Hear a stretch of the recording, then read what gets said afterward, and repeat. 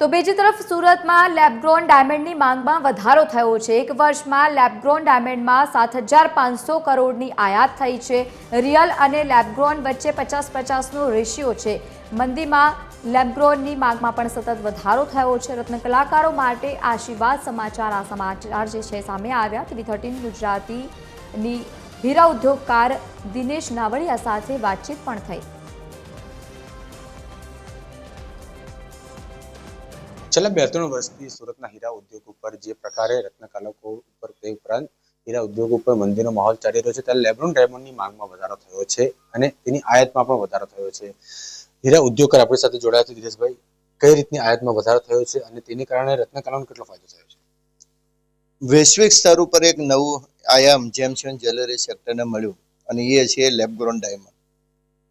સુરત શહેરની અંદર real diamond સાથે સંકળાયેલા ઘણા મોટા વેપારીઓએ સીવીડી ડાયમંડનું રો મટીરિયલનું પ્રોડક્શન ખૂબ મોટા પ્રમાણમાં અહીંયા શરૂઆત કરી અને એનું રિઝલ્ટ પણ સારું મળ્યું। નેચરલ ડાયમંડની અંદર છેલ્લા 3 વર્ષની મંદીને હોવાના કારણે રત્ન કલાકારો બેકાર થાય એવી પરિસ્થિતિ ઊભી થઈ હતી, પરંતુ આ લેબગ્રોન ડાયમંડના કારણે એ લોકોને ત્યાં કામ અત્યારે ખૂબ સારી પ્રમાણમાં મળી રહ્યું છે।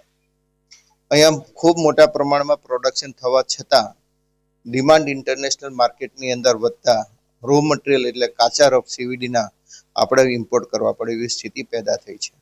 છેલ્લા 1 વર્ષની અંદર 7500 કરોડ કરતાં વધારાના સીવીડી ડાયમંડ આપણે ઇમ્પોર્ટ કર્યા છે અને એનું કટ એન્ડ પોલિશ કરીને આપણે એમની નિકાસ કરી છે। એકંદરે જોઈએ તો આ મેન્યુફેક્ચરિંગ માટે અને રત્ન કલાકાર માટે આશીર્વાદ રૂપ આ સીવીડી ડાયમંડ છે।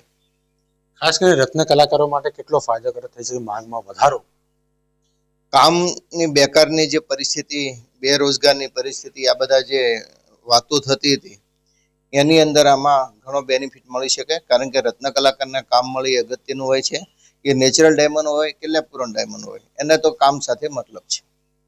બિલકુલથી હીરા ઉદ્યોગકાર દિનેશભાઈ નાવડિયા આપણી સાથે જોડાયા, જેમણે જણાવ્યું કે જે પ્રકારે લેબગ્રોન ડાયમંડની માંગમાં વધારો થયો છે, 75 કરોડનું નિકાસ થયું છે, ત્યારે તેને કારણે સુરતના જે બેકાર રત્ન કલાકારો હતા તેમને રોજગાર પણ મળી છે। ત્યારે તેને કારણે હવે આગામી દિવસોમાં પણ આ ડાયમંડની માંગની સાથે વધુ ને વધુ રત્નકલાકારો વધુ રોજગારી મળશે તેવી આશા જણાઈ આવી છે।